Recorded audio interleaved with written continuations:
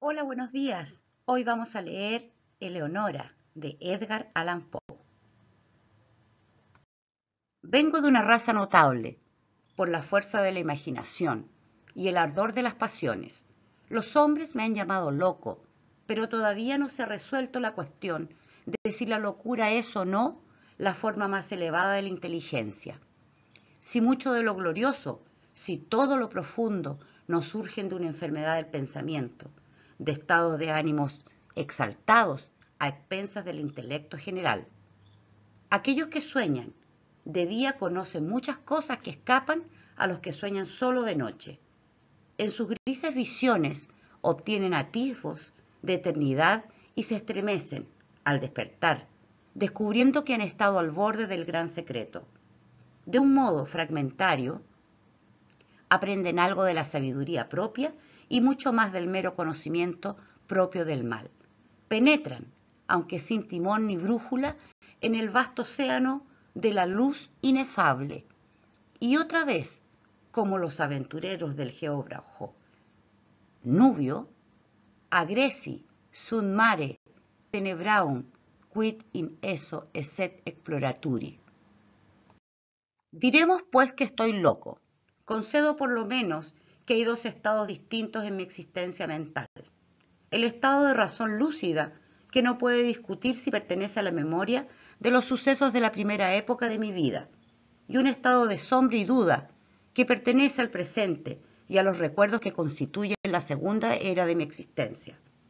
Por eso, creed lo que contaré del primer periodo, y a lo que pueda relatar del último, conceded tan solo el crédito que merezca, o dudad resueltamente, y, si no podéis dudar, haced lo que dipo ante el enigma. La amada de mi juventud, de quien recibo ahora, con calma, claramente, estos recuerdos, era la única hija de la hermana de mi madre, que había muerto hacía largo tiempo. Mi prima se llamaba Eleonora. Siempre habíamos vivido juntos, bajo un sol tropical, en el valle de la hierba irisada. Nadie llegó jamás sin guía a aquel valle, pues quedaba muy apartado entre una cadena de gigantescas colinas que lo rodeaban con sus promontorios, impidiendo que entrara la luz en sus más bellos escondrijos. No había sendero hollado en su vecindad, y para llegar a nuestra feliz morada era preciso apartar con fuerza el follaje de miles de árboles forestales y pisotear el esplendor de millones de flores fragantes. Así era como vivíamos solos, sin saber nada del mundo fuera del valle, yo, mi prima y su madre. Desde las confusas regiones, más allá de las montañas, en el extremo más alto de nuestro circundado dominio, se deslizaba un estrecho y profundo río, y no había nada más brillante salvo los ojos de Leonora. Y serpeando furtivo en una sinuosa carrera, pasaba, al fin, a través de una sombría garganta, entre colinas aún más oscuras que aquellas de donde saliera. Lo llamábamos el río del silencio, porque parecía haber una influencia enmudecedora en su corriente. No brotaba ningún murmullo de su lecho y se deslizaba tan suavemente que los aljofarodes, guijarros, que nos encantaba contemplar en el hondo de su seno, no se movían, en quieto contentamiento cada uno en su antigua posición, brillando gloriosamente para siempre. Las márgenes del río y de los numerosos arroyos deslumbrantes que se deslizaban por caminos sinuosos hasta su cauce, así como los espacios que se extendían desde las márgenes descendiendo a las profundidades de las corrientes, hasta tocar el lecho de guijarros en el fondo, esos lugares no menos que la superficie entera del valle, desde el río hasta las montañas que lo circundaban, estaban todos alfombrados por una hierba suave y verde, espesa, corta, perfectamente uniforme y perfumada de vainilla. pero tan salpicada de amarillos ranúnculos, margaritas blancas, purpuras violetas y azófados rojos rubí, que su excesiva belleza hablaba a nuestros corazones con altas voces del amor y la gloria de Dios. Aquí y allá, en bosquecillos entre la hierba, como selvas de sueño, brotaban fantásticos árboles cuyos altos y esbeltos troncos no eran rectos, mas se inclinaban graciosamente hacia la luz que asomaba a mediodía en el centro del valle. Las manchas de sus cortezas alternaban el vívido esplendor del ébano y la plata, y no había nada más suave salvo las mejillas de Leonora, de modo que, de no ser por el verde vivo de las enormes hojas que se derramaban desde sus cimas en largas líneas trémulas, retozando con los céfiros, podía verse los creídos gigantescas serpientes de Siria rindiendo homenaje a su soberano, el sol. Tomados de la mano durante 15 años, erramos, Eleonora y yo, por el valle antes de que el amor entrara en nuestros corazones. Ocurrió una tarde al terminar el tercer lustro de su vida y el cuarto de la mía. Abrazados junto a los árboles serpentinos, mirando nuestras imágenes en las aguas del río del silencio, no dijimos una palabra durante el resto de aquel dulce día. Y aún al siguiente, nuestras palabras fueron temblorosas, escasas. Habíamos arrancado al dios Eros de aquellas ondas y ahora sentíamos que había encendido dentro de nosotros las ígneas almas de nuestros antepasados. Las pasiones que durante siglos habían distinguido nuestra raza llegaron en tropel con las fantasías por las cuales también era famosa, y juntos respiramos una dicha delirante en el valle de la hierba irisada. Un cambio sobrevino en todas las cosas. Extrañas, brillantes flores estrelladas brotaron en los árboles, donde nunca se vieran flores. Los matices de las alfombras verdes se ahondaron, y mientras una por una desaparecían las blancas margaritas, brotaban en su lugar, de a 10, los afóseos rojo rubí, y la vida surgía en nuestros senderos, pues altos flamencos, hasta entonces nunca vistos, y todos los pájaros gallos resplandecientes desplegaron su plumaje escarlata ante nosotros. Peces de oro y plata frecuentaron el río, de cuyo seno brotaba, poco a poco, un murmullo que culminó al fin en una arrulladora melodía más divina que la del arpa eólica, y no había nada más dulce salvo la voz de Leonora. Y una nube voluminosa que habíamos observado largo tiempo en las regiones del Éspero flotaban en su magnificencia de oro y carmesí, y difundiendo paz sobre nosotros, descendían cada vez más, día a día, hasta que sus bordes descansaron en la cima de las montañas, convirtiendo todo y toda su oscuridad en esplendor, y encerrándonos como para siempre en una mágica casa-prisión de grandeza y de gloria. La belleza de Leonora era la de los serafines, pero era una doncella natural e inocente, como la breve vida que había llevado entre las flores. Ningún artificio disimulaba el fervor y el fervoroso amor que animaba su corazón, y examinaba conmigo los escondrijos más recónditos mientras caminábamos juntos por el valle de la hierba irisada, y discurríamos sobre los grandes cambios que se habían producido en los últimos tiempos. Por fin, habiendo hablado un día entre lágrimas del último y triste camino que debe sufrir el hombre, en adelante se demoró Eleonora en este único tema doloroso, vinculándolo con todas nuestras conversaciones, así como en los cantos del bardo de Chiraz. Las mismas imágenes se encuentran una y otra vez en cada grandiosa variación de la frase. Vio el dedo de la muerte posado en su pecho y supo que, como el efímera había sido creada perfecta en su hermosura, solo para morir.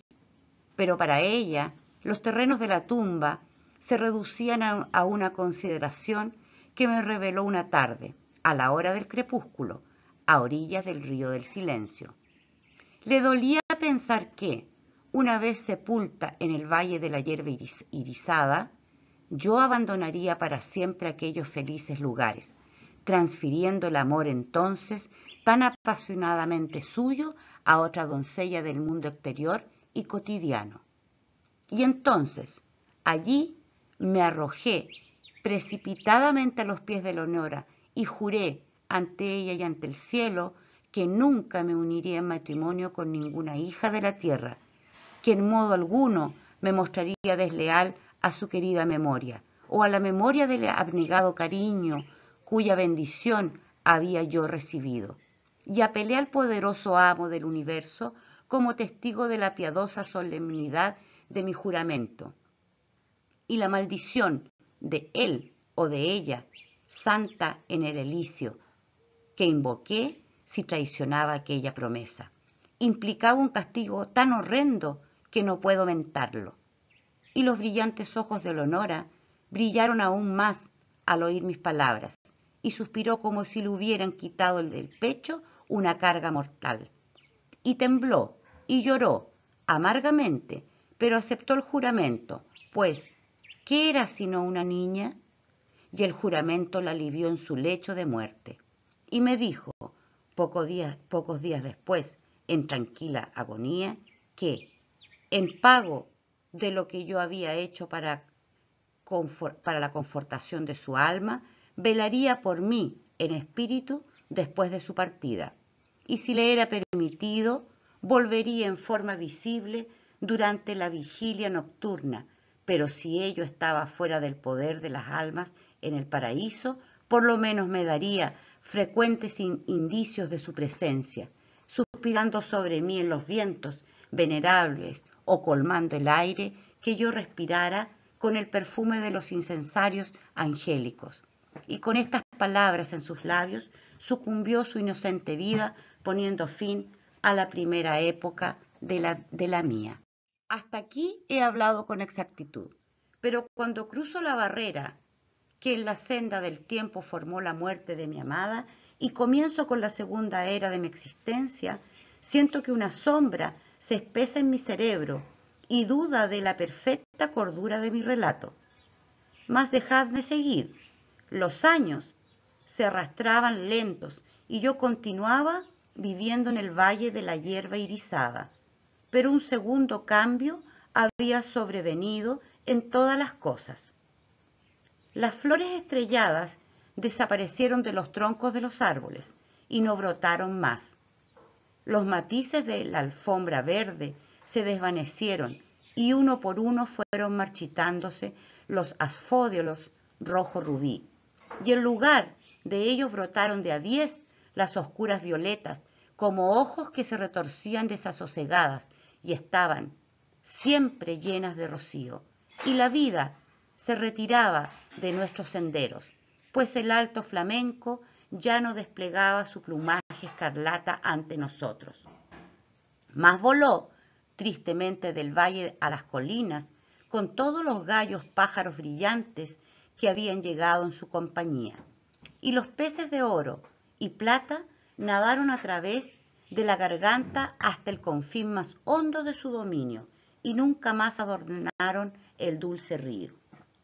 Y la arrulladora melodía, más suave que el arpa eólica y más divina que todo, salvo la voz de Leonora, fue muriendo poco a poco, en murmullos cada vez más sordos, hasta que la corriente tornó, al fin, a toda la solemnidad de su silencio originario. Y por último, la voluminosidad de la nube se levantó y abandonando los picos de la montaña a la antigua oscuridad, retornó a las regiones del espero y se llevó sus múltiples resplandores dorados y magníficos del valle de la hierba irisada. Pero las promesas de Leonora no cayeron en el olvido, pues escuché el balanceo de los incesarios angélicos y las olas de un perfume sagrado flotaban siempre en el valle. Y en las horas solitarias, cuando mi corazón latía pesadamente, los vientos que bañaban mi frente me llegaban cargados de suaves suspiros. Y los murmullos, confusos, llenaban a menudo el aire nocturno. Y una vez, pero solo una vez, me despertó de un sueño, como el sueño de la muerte, la presión de unos labios espirituales sobre los míos. Pero aún así, rehusaba llenarse el vacío de mi corazón. Ansiaba el amor que antes lo colmara hasta derramarse. Al fin, el valle me dolía por los recuerdos de Leonora y lo abandoné para siempre en busca de las vanidades y los turbulentos triunfos del mundo. Me encontré en una extraña ciudad donde todas las cosas podían haber servido para borrar del recuerdo los dulces sueños que tanto duraran en el valle de la hierba irisada. El fasto y la pompa de una corte soberbia y el loco estrépito de las armas y la radiante belleza de la mujer extraviaron e intoxicaron mi mente. Pero aún entonces mi alma fue fiel a su juramento y las indicaciones de la presencia de Leonora todavía me llegaban en las silenciosas horas de la noche. De pronto cesaron estas manifestaciones y el mundo se oscureció ante mis ojos y quedé aterrado ante los abrasadores pensamientos que me poseyeron, ante las terribles tentaciones que me acosaron, pues llegó de alguna lejanísima tierra desconocida a la alegre corte del rey, a quien yo servía, una doncella ante cuya belleza mi corazón desleal se doblegó enseguida, a cuyos pies me incliné sin una lucha, con la más ardiente, con la más abyecta adoración amorosa. ¿Qué era en verdad mi pasión por la jovencita del valle en comparación con el ardor y el delirio y el arrebatado éxtasis de adoración con que vertía toda mi alma en lágrimas a los pies de la etérea Ermengarda? Brillante serafín, Ermengarda, sabiéndolo, no me quedaba lugar para ninguna otra. Divino ángel, Ermengarda, y al mirar en las profundidades de sus ojos, donde moraba el recuerdo, solo pensé en ellos y en ella. Me casé, no temí la maldición que había invocado, y su amargura no me visitó, y una vez, pero solo una vez, en el silencio de la noche, llegaron a través de la celosía los suaves suspiros que me habían abandonado, y adoptaron la voz dulce, familiar, para decir: duerme en paz, pues el espíritu del amor reina y gobierna, y abriendo tu apasionado corazón a Ermengarda, estás libre, por razones que conocerás en el cielo de tus juramentos a Eleonora. Hemos terminado de leer Eleonora de Edgar Allan Poe.